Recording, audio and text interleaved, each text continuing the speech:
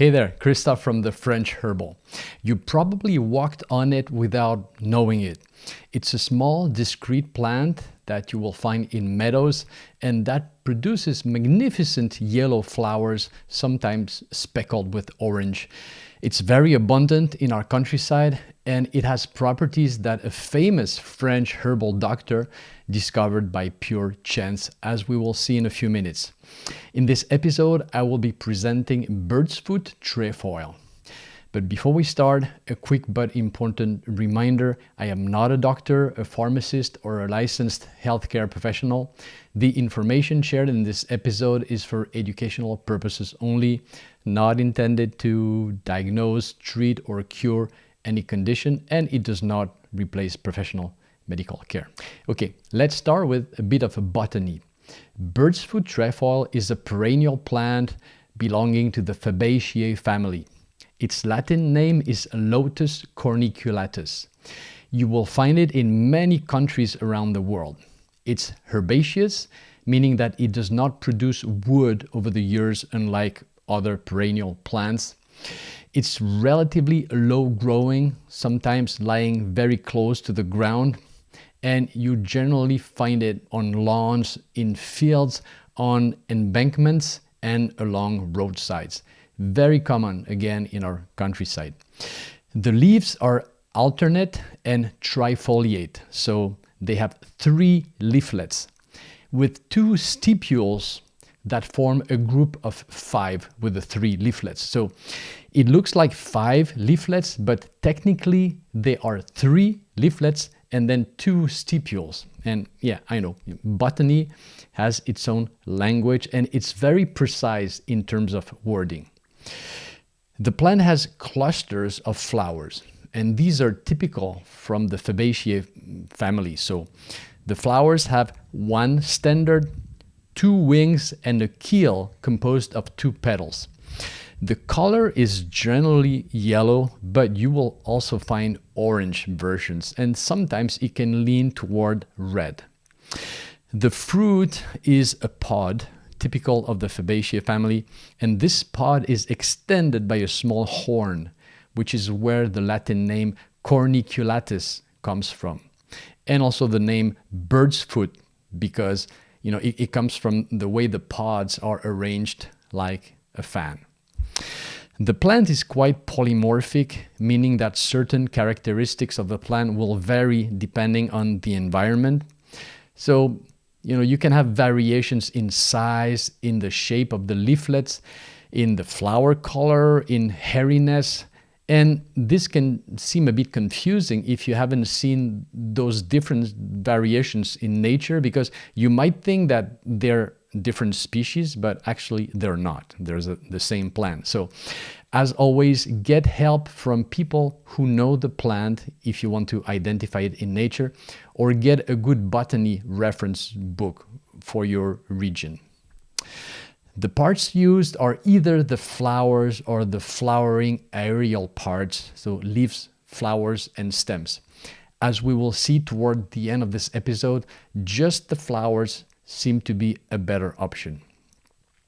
Harvesting happens at flowering time, which can last several months. Generally, the peak flowering will occur around June, July in many regions. You cut the parts you're interested in, you dry them flat on a rack in a dry place, and then you can keep them dry or transform them fresh. As we will see, it's better to use dry. And we'll talk about the forms and preparations in a few minutes. In terms of constituents, we have 3 major classes. We have several flavonoids, quercetin, naringenin, and others, probably responsible in large part for the effect on the nervous system that we will discuss. We have condensed tannins or proanthocyanidins, which are generally, they have a tonic effect on the cardiovascular system, in particular on the venous return, although this property is not mentioned in the French tradition, at least not to my knowledge.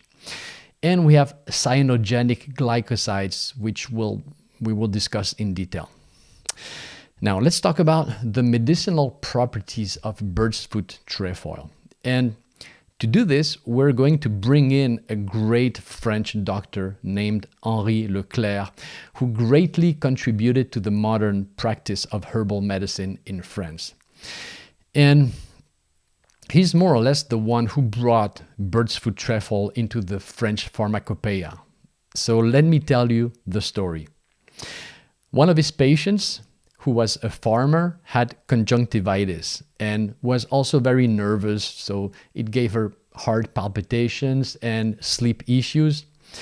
And for her conjunctivitis, Leclerc asked her to prepare a tea of sweet clover to make an eye wash. And sweet clover is known for that in the French tradition. And back then, Leclerc worked with a lot of countryside folks who knew their way around with plants so they could go and pick it. Except that the patient will make a complete mistake and she uses Birdsfoot Trefoil instead of sweet clover. And instead of using the eye wash, she drinks the tea. Result? Well, her eye situation doesn't improve at all. But what's surprising is that her nervousness improves. In less than a week, she's sleeping much better and her heart palpitations is calming down. And Leclerc decides to investigate. So he will test Birdsfoot Trefoil on other patients with the same nervous symptoms, and bingo, it wasn't just luck. It was really the plan that was working.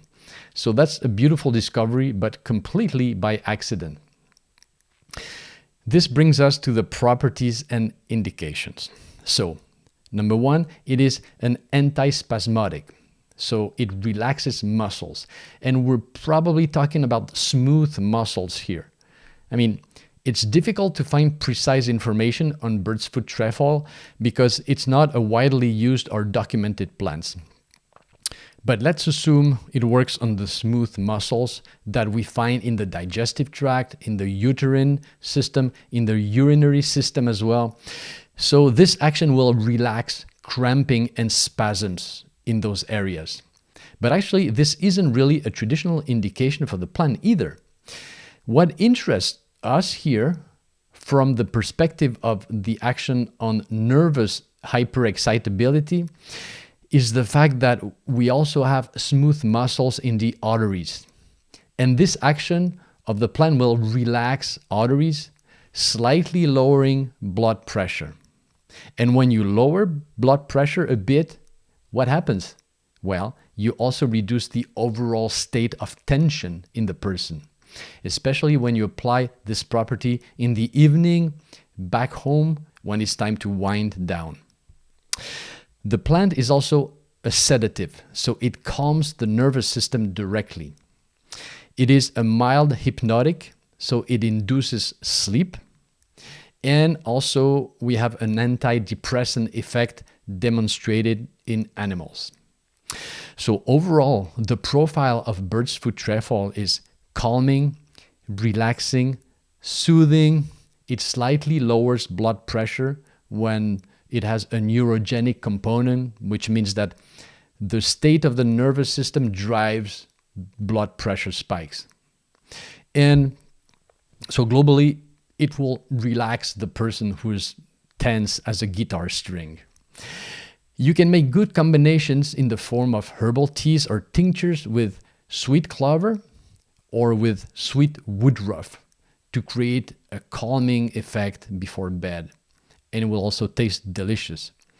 You can combine it with hawthorn and motherwort to calm cardiac hyperexcitability, when there's heart rhythm issues, palpitations, with your doctor's agreement, of course. You can combine it with St. John's wort for situations of mild to moderate depression or seasonal depression. You can combine it with hops for difficult nights, if there are no contraindications with hops. And I'm not going to mention the contraindications of all the plants that I suggested for the combinations. I'll leave you to consult the various websites or reference books, or otherwise we're going to spend hours. But it's important to go check all these other plants if you intend to use them with Birdsfoot Trefoil. A small note about the plant for sleep disturbances.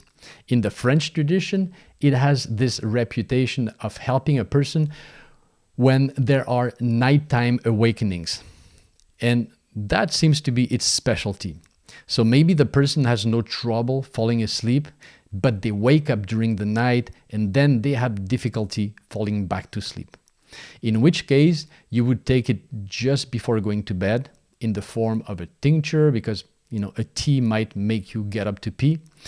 And you might also keep a dose of the tincture in a bit of water on the nighttime table for the first awakening if necessary. A quick pause to let you know that you can grab my free ebook on preparing herbal teas for the 4 seasons. It's full of simple recipes and blends you can make with herbs you can buy or even grow almost anywhere. The link is right below this episode. I hope you enjoy it.